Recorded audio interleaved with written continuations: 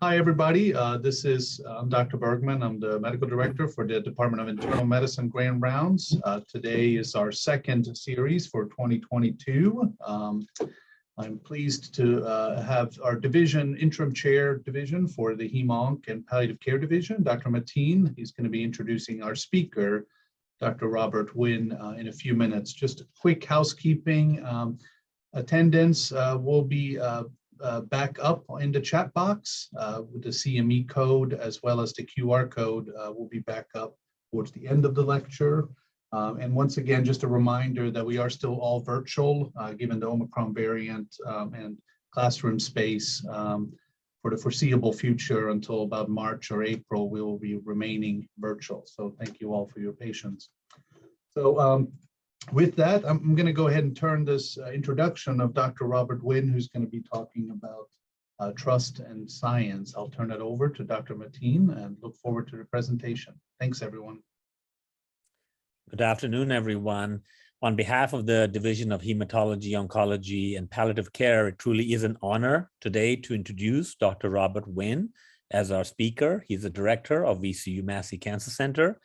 In this position, Dr. Winn oversees a cancer center designated by the NCI that provides outstanding cancer care, conducts groundbreaking research to discover new treatments for cancer, and offers high-quality education, training, and community outreach programs.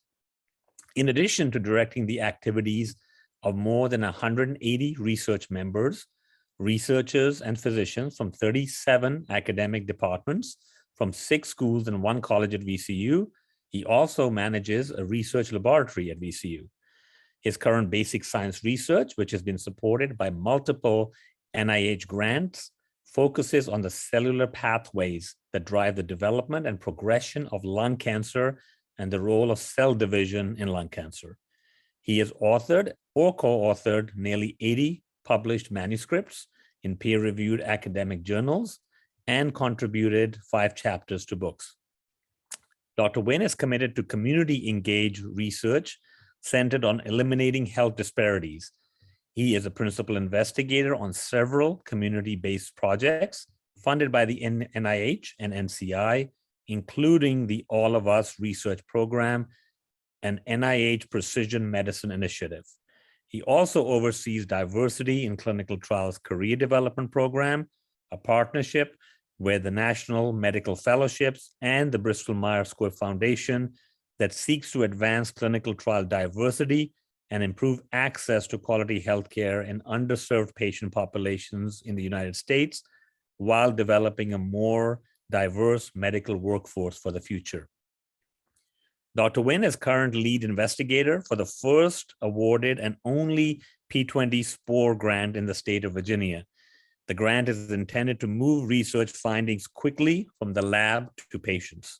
It is led by Massey and funded by the NCI, and it aims to address the disproportionate effects of lung cancer on the Black community. Dr. Winn is also the president-elect for the American Association of Cancer Institutes. He also serves on the board of directors for the American Cancer Society and is on the Department of Veteran Affairs Federal Advisory Board. And despite all of these wonderful achievements, he is one of the most humble leaders that you will ever meet. So without further ado, Dr. Winn is going to talk to us today about structure, trust, and science, the importance of real talk. Dr. Winn. Thank you. And I want to thank you, Khalid. You have been an outstanding leader in our Department of Medicine and in the Division of Hematology Oncology. And many may not know, but you have been an inspiration for 52 young people around the country that are junior faculty, ranging from Yale to Stanford and other things, with your talk and your humility and your focus on making sure that we do the right thing by patients. And so I just want to thank you. I am going to take a little bit of time, if this all works out, of sharing my screen to not try to talk to you today so much about what we typically talk about, which is the blocking and tackling of medicine. But I'm going to talk to you about medicine and why I think that this is an appropriate topic, particularly at the moment, at this particular very moment. We're going to talk about the fact that I think that one of the things that COVID has brought into real context and real light for me is that scientific miracles even have limitations. And I'm going to investigate what that actually means for us. And I don't have any things to disclose at the moment. I start off with this because I believe in this as a framework. It's about really values. When your values are strong, rules tend to be unnecessary. When values are weak, rules tend to be insufficient. I'm actually going to talk to you and break down this whole concept of disparities in the way I see it. And let's start getting and defining what I'm going to be talking about, which are, in general, health outcome differences. So when I talk about health differences, I am talking about the differences in outcomes between two groups based on specific characteristics. When we talk about health equity, because that word gets bantered about a lot, health equity is an underlying principle and commitment to reducing and ultimately eliminating health disparities and all its determinants. So when we talk about disparities, what really are we talking about? Disparities, so that we get this right, is something that I use specifically when we are talking about health disparities in the context and being concerned with social justice. The ACS and many of us over the country now are really focused on this context of health disparities in the context of social justice and ultimately closing the gap on disparities, whether you're rural, whether you're Latino, Latinx, whether you're African-American, or whomever, is really going to evolve around this issue around social justice. Many of you have those in the cancer world are really aware that that have celebrated last year something really big, right? That was the 50th anniversary of President Nixon's war on cancer, which was part of the National Cancer Act of 1971. It's important to know that in 1974-75, we here at VCU Massey was designated as one of those cancer centers. We take it for granted that these things have been around, but they have not. The big idea in 1971 was, well, if we could understand the DNA and the biology that was laid to bear for us with folks like James Watson and Crick and Rosalind Franklin, then we would be able to cure cancer by 1981. That was the goal.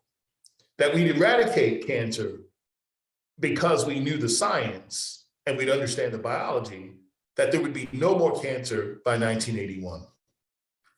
Clearly, that was just a tad bit naive, but I think it was based on a couple principles. And so let me do this for you, if you just take a pause 1 second and tell you why, as scientists, we study what we study, yeah? In the latter part of the 19th century and the early part of the 20th century, if you go back and you look at the research and the work that was done, it was primarily done in the context of matter and energy. For example, understanding the atom or understanding the power of natural forces, of how we can convert the natural forces into energy. So if you look back at that latter part of the 19th century and up until really early parts of the 20th century, that was most of our research. A lot of our focus in understanding how the atom worked and other things. Well, why is this important for us in the health field? Well, it is in the following. In 1950, in the 50s, when you had Watson, Crick, and Franklin discovering what the aspects of the DNA, it for the first time unlocked a box in which we can now understand the nature of human cells. That unlocked a huge amount of research that we are benefactors of today. Folks like David Baltimore, who was really the first person to talk about reverse transcriptase and what that means, or people like Philip Sharp, who really was the guy who looked at split genes that we now know was the forerunner of looking at things of splice genes, and James Allison, which you mentioned, you know, about the issues around immunotherapy, checkpoint inhibitors, and all these other things. They unlocked the secrets because they were supported by an amazing program whereby the NIH and academic centers around the country, based on the prior discoveries of Franklin, Watson, and Crick, were able to now understand the human cell. It's amazing when you think back to some of the earlier papers in the 30s and 40s, right? Conceptually, the concept of a tumor suppressor wasn't there. Or the oncogene, or many of the other concepts we have now. So why do I talk about these Nobel Prize winning scientists? It's because they were all impacted, each and every one of them, by that act in 1971, the National Cancer Act. And yet, in 2022, we still recognize that there are shortcomings, and we'll come back to that. There are tools and other things that are happening now for us, the precision medicine movement, of which I was an early part of, and one of the proud early principal investigators of the precision medicine initiative that was led by Obama, or initiated by Obama, and then subsequently became the All of Us program. The ability to be able to personalize medicine, I actually think, is really at the center of where this next wave of research will go. We're the benefactors of having new tools like machine learning and artificial intelligence that I think will ultimately get us there. But we have to actually recognize that even with the miracles of science, there's still disparities. There's still a difference in outcomes. This is a report that I was part of and really proud of. It was the first report put together by the AACR where we addressed these issues of cancer disparities, and we were able to present this to folks in Congress. And we actually pointed right up from the beginning that we certainly have made some progress. The difference between the Black, white cancer death outcomes from the 1990 to 2016, and even to now, it's all modest. It's not, but significantly better than 14%, but the trend's right, is that the bottom line is since the 90s, we've been making progress. The issue isn't we've been making progress, the issue is that that progress has been uneven. And so we still look at African American men, they still die at higher rates from prostate cancer. African American women still die at higher rates from breast cancer, and the list could go on and on and on. We also know that it's not just an issue about race and ethnicity. We know that if you're a 68-year-old white male from Kentucky versus the 68-year-old white male from Utah, that the 68-year-old person from Kentucky, geography, has a almost 4 times higher rate of getting lung cancer and dying from it. So this issue about disparities is really, for me, looking at just the outcome differences and then asking ourselves, where's the science, right? This is where I think that if we are to really be serious, and why I'm excited about VCU and Massey, is that I think we've embraced the fact that there is wonderful science that when you unlock and open up the hood of saying, well, why are the outcome differences? You get everything from the populations to the community base down to the DNA and everything in between. In my mind, real precision-based medicine, real person-based medicine takes not only into account your gender, your race, your ethnicity, but also your place in space. And you're going to hear from me, as I've had a discussion with Dr. Baltimore, that I think the new wave is this concept of bringing together concepts of the zip code neighborhood of association, otherwise known as your ZNA, and the impact it has on your DNA. And I think that it's going to take a convergence of science in a different manner. And some of that we are doing right here at VCU Massey. So let's talk about the fact that, for example, when we break things down and we're very much into biomarkers, right? So, but what happens, and this is a wonderful paper, that came out from Joshua Campbell and others that looked at just simply biomarkers in African Americans versus white populations and found out that when you looked at those mutations that drove lung cancer, didn't find any difference. So when you start thinking about biomarkers and saying, well, maybe there's no difference between black-white outcomes, it turns out that the ZNA, that is the importance of where you live in the place and space, may matter. And I'll point that out to you hopefully later on and make that argument for you.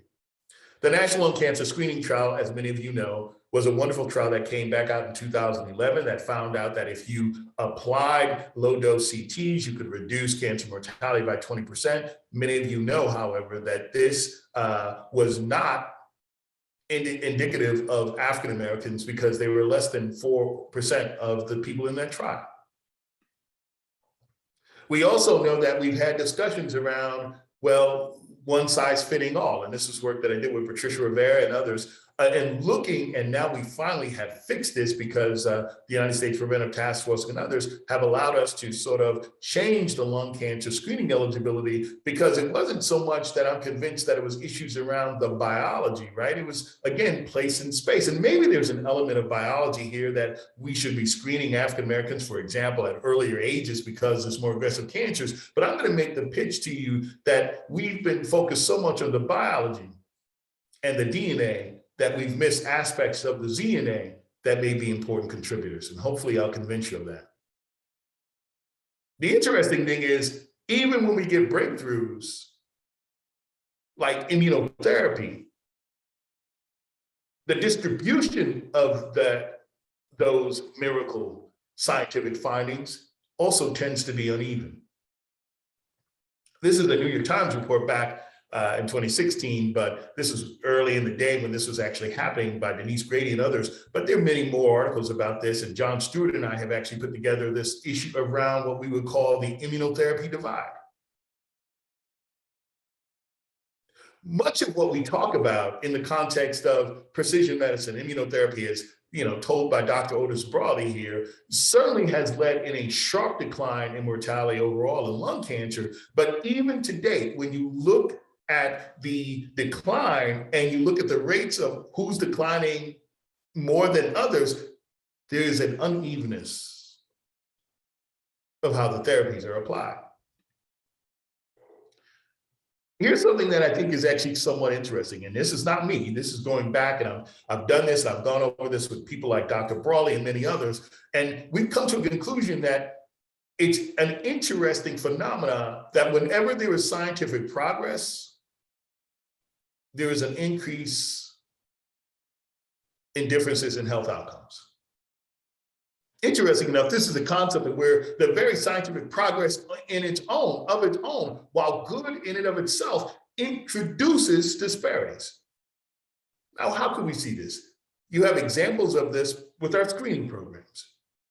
Predominantly that of breast and colorectal, but we are looking at breast and colorectal cancers as the early screenings were predominantly used in people of color.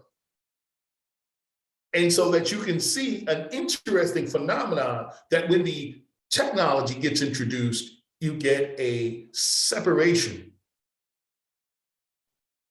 of the two communities.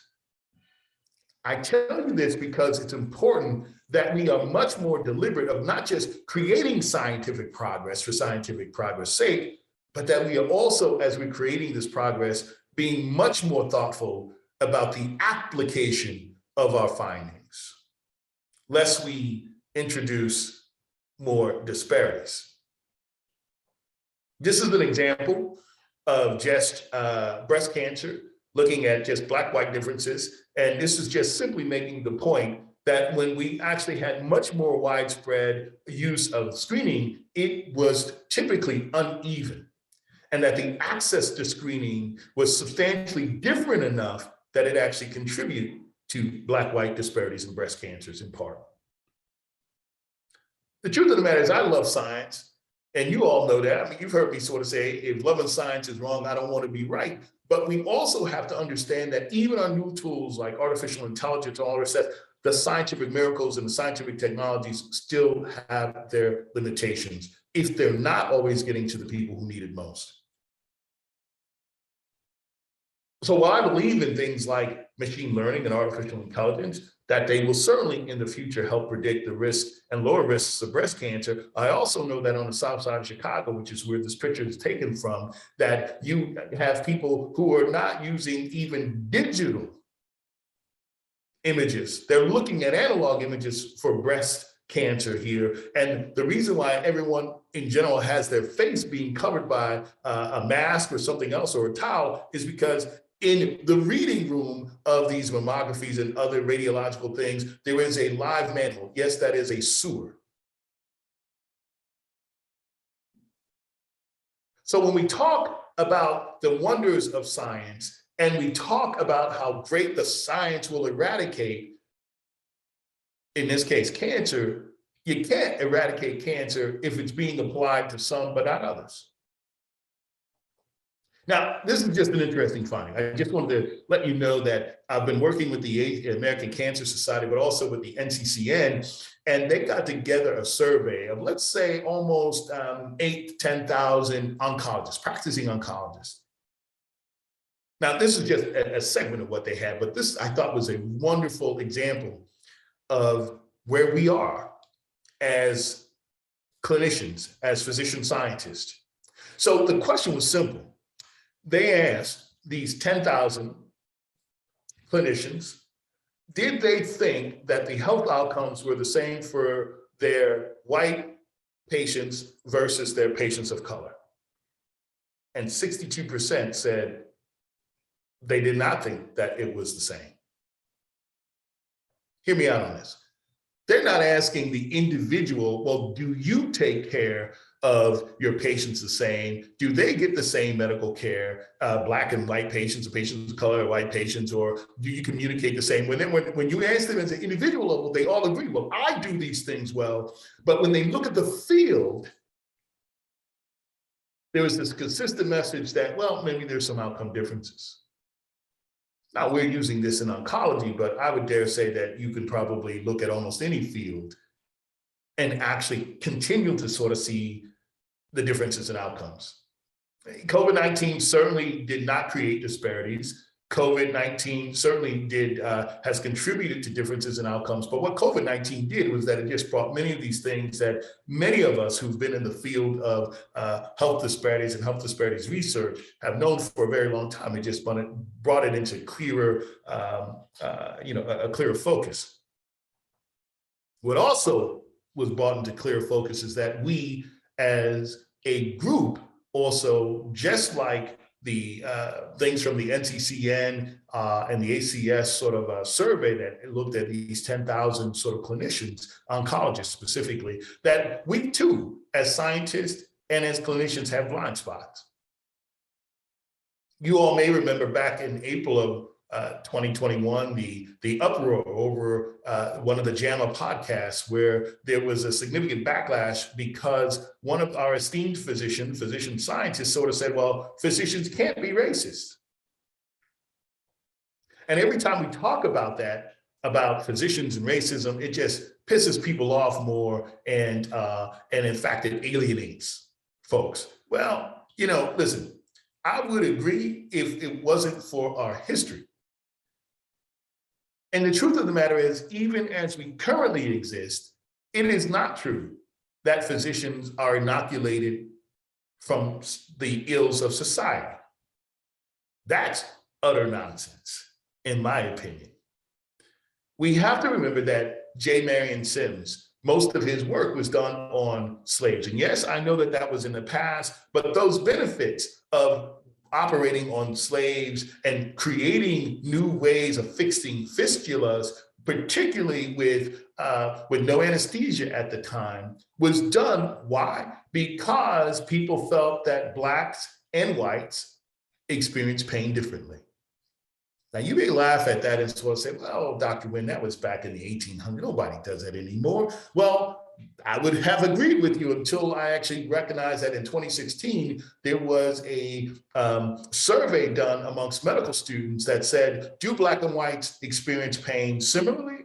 And the answer was surprising to me in that our medical students from 2016, no less, thought that there were differences in the way Blacks and whites experience pain, and that Blacks experience far less pain than whites. So stop the craziness that just because we put on the white coat and we wear the stethoscope, and just because we, quote, take care of patients, that we are inoculated from the utter nonsense of our myths and other things from our society. I tell you this because many and much of what we're talking about in this health disparities is, I've heard the term becoming a hot field. It is not becoming a hot field. The health disparities that we're talking about were first described in an eloquent manner by one of the greatest social scientists of his time, W.E.B. Du Bois, in 1899. Now, that wasn't 1999, I said it right. It was 1899, in which he wrote what was then called the Philadelphia Papers, that was commissioned by the University of Pennsylvania. To some, there should be no surprise that he did an exhaustive study across the country and found that there were differences in outcomes of health, differences in outcomes of education. There was different in outcomes of, does this sound familiar? Of poverty. There were difference in outcomes of illiteracy and crime and so forth and so on. And actually said, as a result of those differences, African Americans did what? Actually lived less long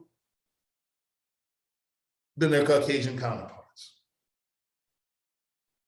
So that we go around, quote, rediscovering health disparities is really the misnomer.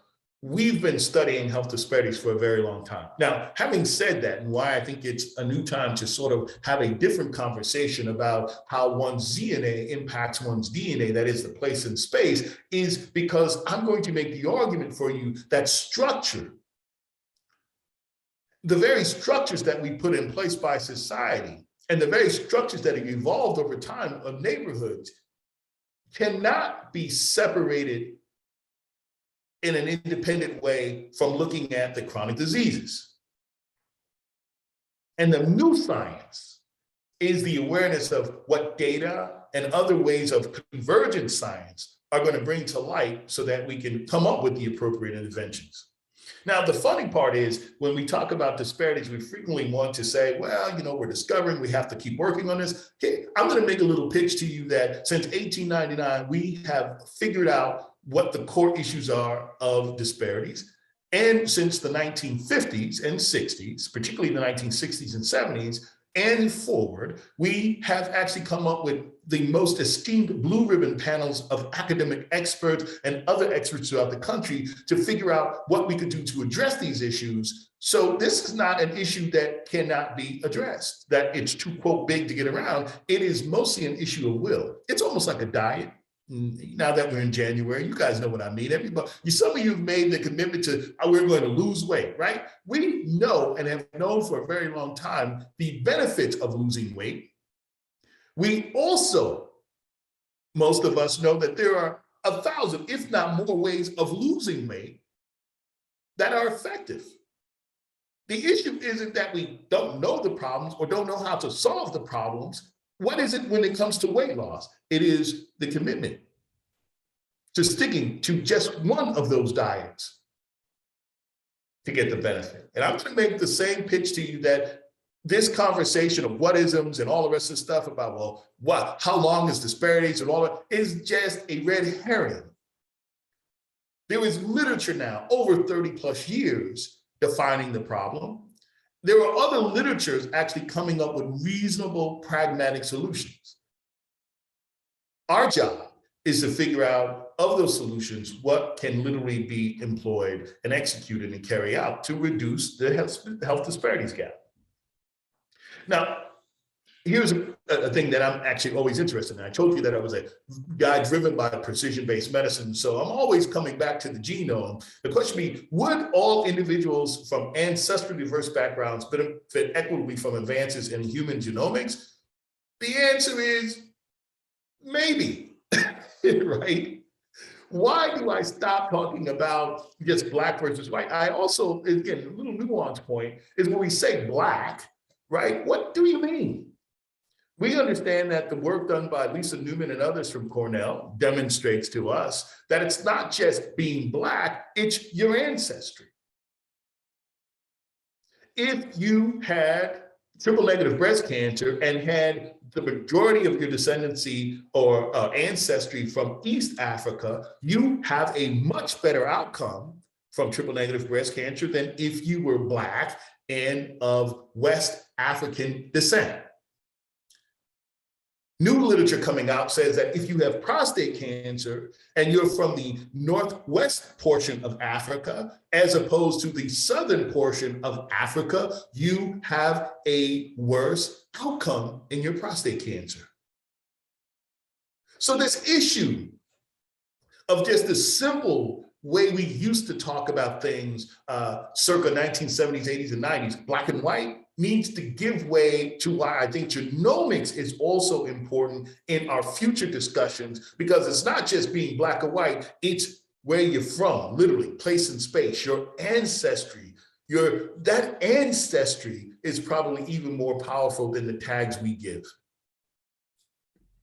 It's going to be important, because as I build the case for ZNA, zip code neighborhood of associations, I actually think that this is where our physician scientists, as we move forward in the 21st century, can make an even bigger impact of bridging together our basic translational and population together to really have this convergence of sharing of ideas. I think of the following: the genome impacts the cell as the community impacts the individual. Now, as a scientist, I'm very intrigued by single cell assays. And it's so interesting that as physician scientists, we've gotten very comfortable with the concept of single cell assays and looking at, as a lung cancer person, how that epithelial cell in and of itself is deregulated, and then ultimately how it contributes to cancer. Well, that was an old way of thinking in some ways, right? We all know that Mina Bissell and others, Joan Brugge, who were previous mentors of mine as well, actually were very important in my understanding that it was the epithelial cell, but the interaction of the epithelial cell, the lung epithelial cell, and the stroma around it, that was not inert. It was a conversation with the stroma and the individual cell that led then to other cells being disrupted and led to, again, cancer, right? So why have we made it so difficult to understand what the individual is within its stroma of the community? Now, most of what we argue is that it's complicated. You know, the funny thing is that when John F. Kennedy, when we had the space race, against the communists, the Russians, we said we're putting people into space not because it is easy, but because it is what? It was hard. And yet, when it comes to these issues of the impact of place in space, the ZNA on DNA, most of the issues of why we have not attempted to really address these issues is because we always get to, well, it's complex. So is systems biology, so is systems epidemiology. I want to bring you back to, this is a graph that was created by Steve Wolf, who's part of, as you all know, VCU. This is this graph that really struck me and actually many others when we were able to show that in the loop of Chicago, the life expectancy there, which is near the lake, it's near wonderful shopping areas, was 85. 4 miles west, it dropped by 16 years in a place called West Garfield Park, an area predominantly of African Americans. And sadly, if you go south of the loop where you see that on the right, called the loop 85, if you literally go down what's the red line or the green line, and you take the red line or green line 8 miles south, the life expectancy drops to 55. hold on. Many of you are saying, yeah, Dr. Winn, I get this, right? Right, but but Dr. Winn, you must explain the issue of that. Clearly, this must be associated with violence and gun violence. Well, people have looked at that and found that that was negligible in these differences. I'll say that again. That when you take the green line 8 miles away from the loop, gun violence did not explain for the 30-year difference. It was negligible. So what did? Interestingly enough, turns out that we're much more aware that the structural issues, those social determinants of health, were much more higher impact in determining one's outcome than gun violence or even their DNA. Traditionally, academic cancer centers and academic centers all over the country have focused much more on the fundamental research around downstream factors. But we are much more aware that it's these upstream determinants that's where much of the action is in determining your life outcomes and your health outcomes.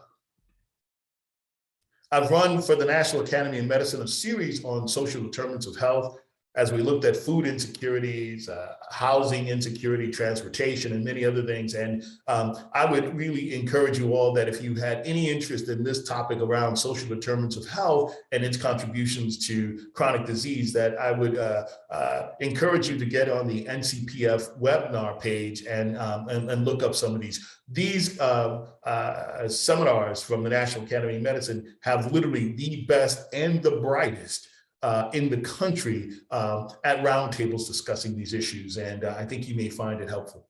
I put together the first social determinants of health in cancer work and applying big data to that back in 2019, and have continued my work in looking at the social determinants of health or upstream determinants of health and its impact, in this case, in cancer. So let's go back and tell you why I'm fascinated now about structure, and that this is not so much an issue of, quote, Black people just being more predisposed to cancer. I'm just using African Americans, but we can pick almost any group. You can pick rural, et cetera, et cetera. But I'm going to take it and put it in this context for you with the next couple minutes, and hopefully inspire you the way I've been inspired to bridge the gap between our translational and basic, as well as our community and our population-based sciences in a way and in a framework and a language. Traditionally, we would say, yep, African Americans are more predisposed to certain cancers. Then we would say, well, just like looking at the biomarkers, well, we can't find any biomarker differences between them exactly, but we just know that Blacks are more predisposed. So let's go back to why I think that we have missed an element of the discussion that is a major contributor to the ZNA, which is the history of structure. Homer Hoyt, a University of Chicago graduate, did his dissertation in the context that ultimately led to what we call redlining. He was appointed to be the head of the National Housing Act and the FHA back in 1934. And his goal was to figure out, again, under the FDR administration, how do we get people into homes? This is part of the New Deal. Interestingly enough, he used eugenics, a science that was popularized from the United States that went global. He used eugenics to figure out who would be much more likely to, quote, pay off home loans. And on his list, he had it going from whites all the way down to Blacks. The interesting thing about this redlining, and this is Richmond, circa 1935, is that the areas that are painted in yellow and red are considered to be the undesirable home loans. So they wouldn't get home loans, right? They'd figure it out on their own. The blue and the green area is the areas in which there was significant promotion of home loans to populate these areas to grow these communities, okay? Structure. That's not decided by those people living in the yellow or the pink or the red. That was happening. It's almost like they didn't land on Plymouth Rock. In this case, Plymouth Rock landed on them. The structure, right, based on policies and the politics of the time, created this structure, okay? This structure, interestingly enough, in and of itself, wasn't enough to destroy many of these communities. In fact, you have Jackson Ward, which many of you may know today, was considered during the time of the 30s and the 40s and the 20s, all the way up to the 50s, as being the Harlem of the South. It was considered to be the Black Wall Street. There were banks, there were businesses, there was commerce, there was robust activity. So despite redlining, it did not always have the intended consequences of crushing these communities. But what did? And why am I tying this in? Hear me now. It wasn't so much the redlining. The redlining did the official segregation, right, of home loans and all the rest of the stuff, separated communities based on these home loans. But it was the urban renewal, the Build Back America, if you will, movement of the 50s and 60s of building the interstates and clearing the slums post-World War II. In fact, some have titled it the building of white roads through black bedrooms. That I-95, and you can actually have survivors of when it was built to now tell you how the building of I-95 destroyed many of these robust communities. And one might argue, well, how did you decide to put I-95 straight through the Jackson Ward and actually separate it and divide it in a way? How was that decision made? It was made just like Homo Hoyt, who actually used eugenics to actually guide who could be the best candidates to pay back, even though there was no evidence for that. Deciding which communities were going to be ripped apart, torn apart, decimated by this urban renewal program was done in a similar manner because they understood that, well, you know, we have communities that are valuable and other communities that, well, they're not as valuable, right? It's just that simple. Why is that a problem? So let me take it to where I want to go to, which is I hope you can understand that this is why I no longer talk about African Americans or certain groups being more predisposed without understanding their exposure by structure that creates a disadvantaged group. This talked about, like many of these communities throughout the United States, that where you had the urban renewal programs, those highways and other things were also sources of hazardous air. By the way, not only were the highways contributing to the hazardous air, but these slum areas that were deemed slum areas also had industrial parks, agricultures, and many other businesses put in these less desirable areas. So when you have something like particulate matter 2.5, right, being disproportionately and systemically affecting people with colors, you can go back to, interestingly enough, many of the maps of the redlining, many of the maps of the issues where you had the urban renewal projects in the interstates, and looked almost to a T how these areas had substantially more hazardous air in which these folks lived in. This is an article written by Tessam et al., who has been a leader in the field, but he has several other folks with him from the University of Illinois and others that have now gone over this and found out that not only was this disproportionate association of this particular matter 2.5, but also was associated with an increase in cancer. We need to stop for a minute talking about groups as being just the Blacks, and the Blacks are more at risk of X, without understanding what is the area of the place and space they lived in that creates these diseases. I only got a couple minutes with you, so I'm going to end with the following. This whole new concept of urban heat islands, right? This is an area just picking out different places, Baltimore, where in areas that are the poorest in Baltimore are also have the hottest temperatures. Now you may say, what does that have to do with us? It turns out that the same study found out that we also have urban heat islands throughout Richmond.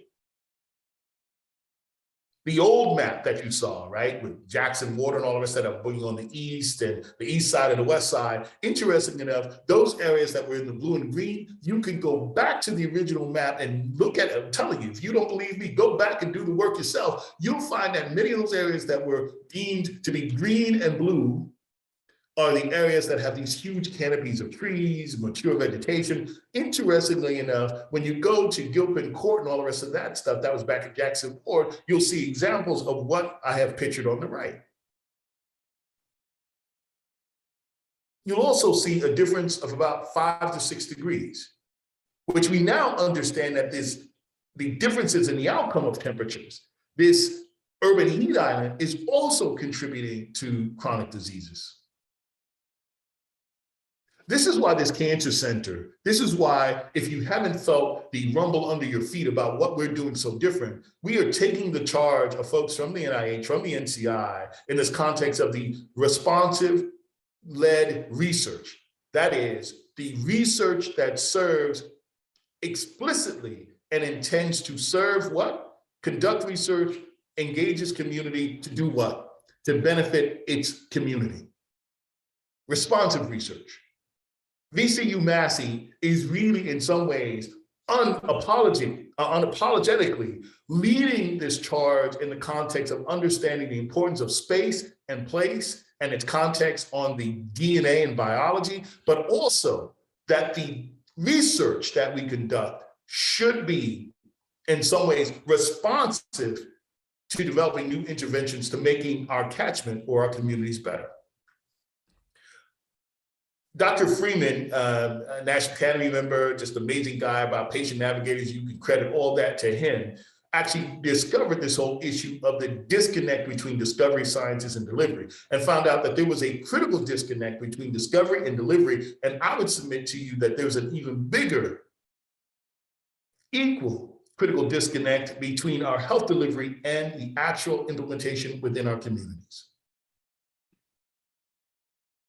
I think we tend to focus on a lot of useful data within our academic ranks, but we don't really actually have usable data. That is, that data that is intuitive, that is functional, that people can use, right? A hammer, for example, is very useful, but not so usable if you're swimming.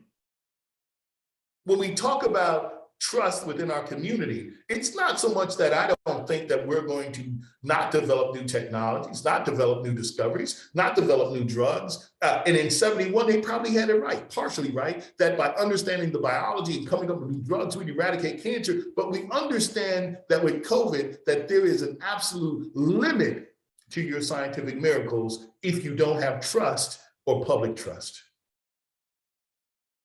I'd also submit to you that while we have genomics and phenomics and all the other omics, lipidomics, there is a missing omic, but a potential opportunity of understanding completely the missing omic of the community omics, and putting in that context many of our scientific questions that I hope we will ultimately one day be able to look at our communities as being places where we can help refine our scientific questions, including our basic.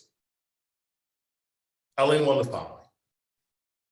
Ralph Abernathy in 1969, right prior to the launch of putting the first man on the moon, the Apollo 11, actually had a massive protest, so much so that it disrupted NASA that they had to do something.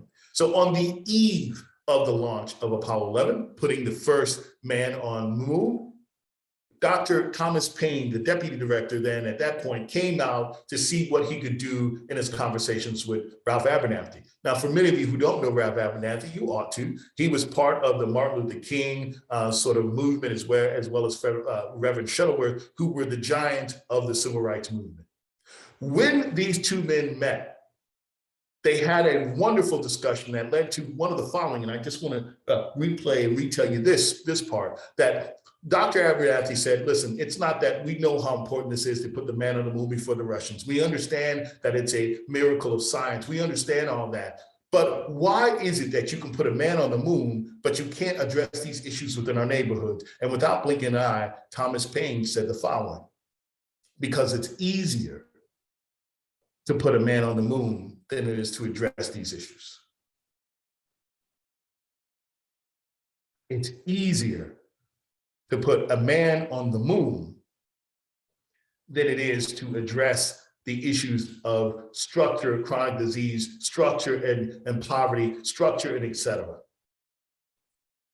The funny part is in 2021, I'm not sure that we've made much progress.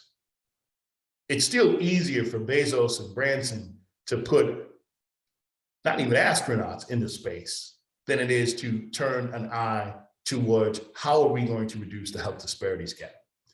This is what I am excited about, because here at VCU Massey and here at VCU, I think we are the perfect place where we can fully embrace this concept of understanding our DNA better by data and by other things, and using that data to refine our scientific questions so we can have a better and a bigger impact on the DNA and biology efforts. The reality is, it's not so much about your race or your ethnicity, and in some cases, gender.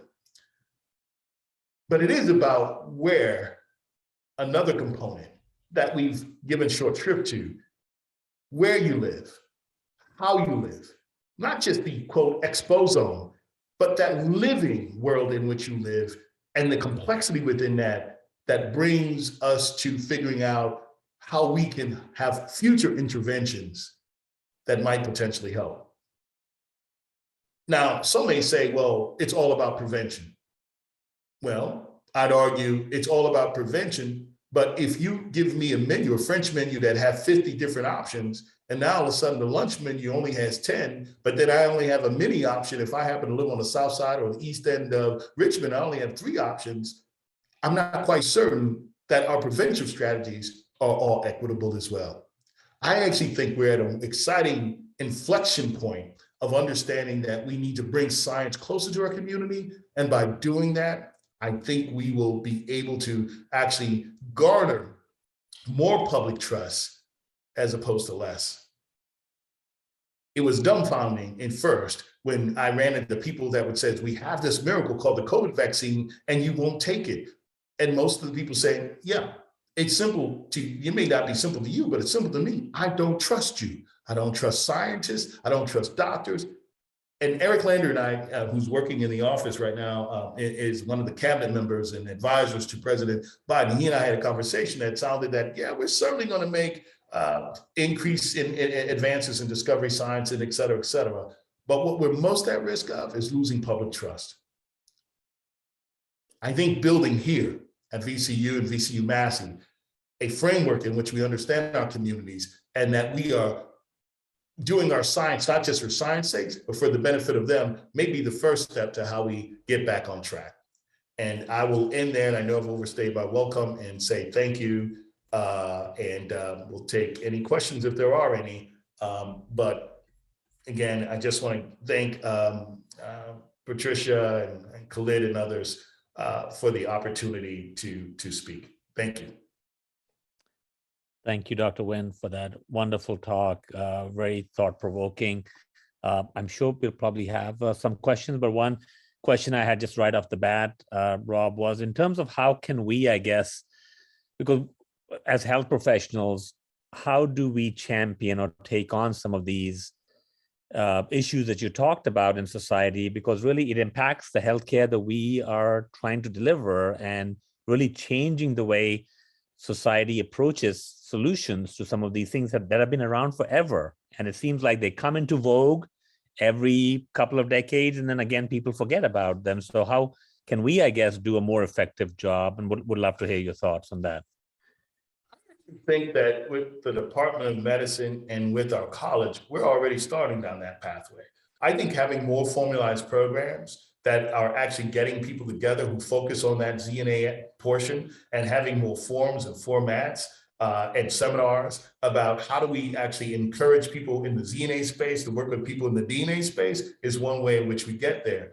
I actually also think that, you know, the nice thing is by having you, Khalid, and Patricia, and me, we all are committed to figuring out big data. There's nothing wrong with big data. I love big data, but the issue is what big data are we collecting and how are we making it usable?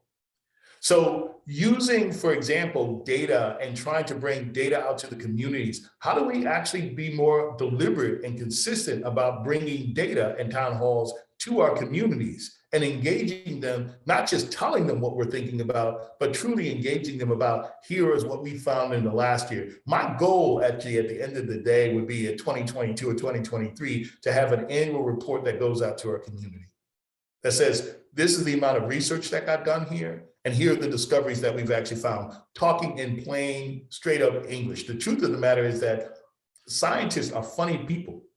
And in fact, when I was in Chicago, the best line I ever had, I took one of my best scientists, I think they had 4 R1s at the time. They went and they talked to a group on the south side of Chicago, and they were talking, and they said, you know, they were honest. They said, well, you know, you guys are scientifically illiterate. And I swear to God, an older woman, she must have been in her 80s, stood up and got to the mic and said, honey, you may be what you said, scientifically illiterate, but you illiterate too.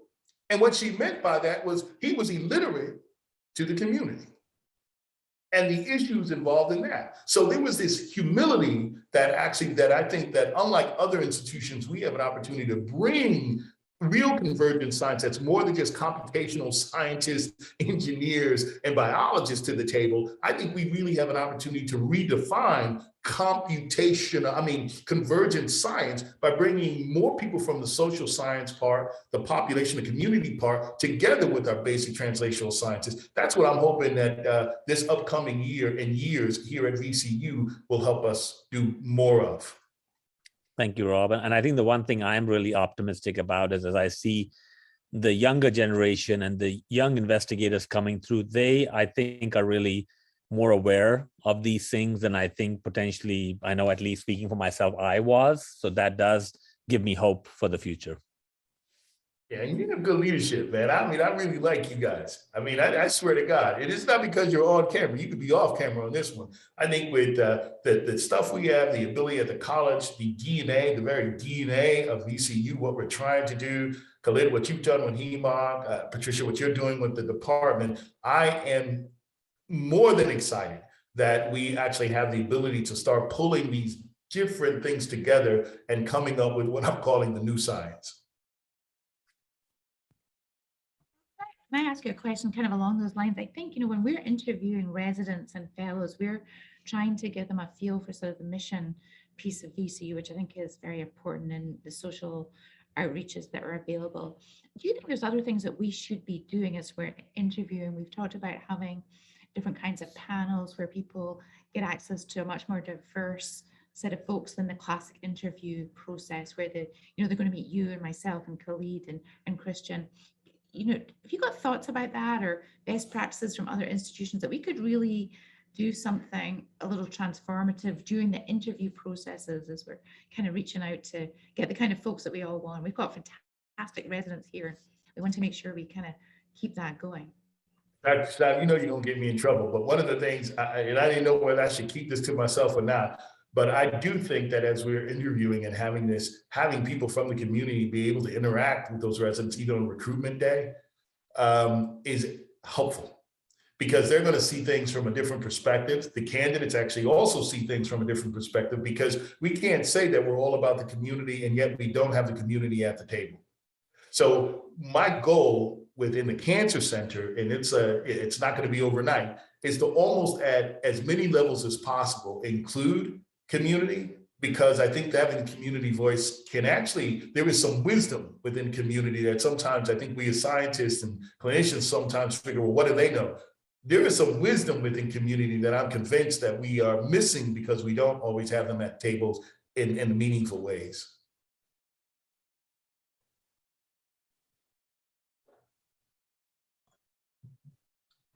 Thank you so much. I do have one comment. I know we're out of time, but I believe physical presence matters also in terms of trust. I practice in nursing homes, and we have 4 Southside nursing homes where we have a presence, and VCU physically is not always present in certain areas. And so I think to be physically present in these communities includes physical structure, being inside healthcare settings, clinics, all around in different communities all across the metro area. So whatever we can do to add to that would be certainly valuable. I absolutely agree. And the last thing I'll leave you with is that sometimes our engagement is only as long as a grant. We need to get rid of that. When we talk about commitment, we need to be committed to a community by the arc, a 10, 15-year arc, independent of grants, and figuring out, well, what does that mean when we're engaging in these communities? So I think that the consistency of showing up, I think having the humility, I think having it be relevant to the community, us being accessible to the community, and also having a little flexibility in meeting the community needs is a way we will all move forward. And as you're pointing out, you got to show up to show out. You got to be there. Just having a fair and just checking off the box is not enough, I think, as we move forward in figuring out what is real community engagement. Thank you, Rob. Thanks for inspiring us. You always do. Hopefully Thank you that. Thank you. Thank you, Dr. Winn. Next time we'll book you for 2 hours. So we have lots more to talk about. So. No, wait. Okay, an hour and a half. Okay. Have a good day, everybody. Thank you all so much. Pleasure. Bye-bye. That's the end of the grand rounds today. We appreciate. We'll see you all next week. Thanks.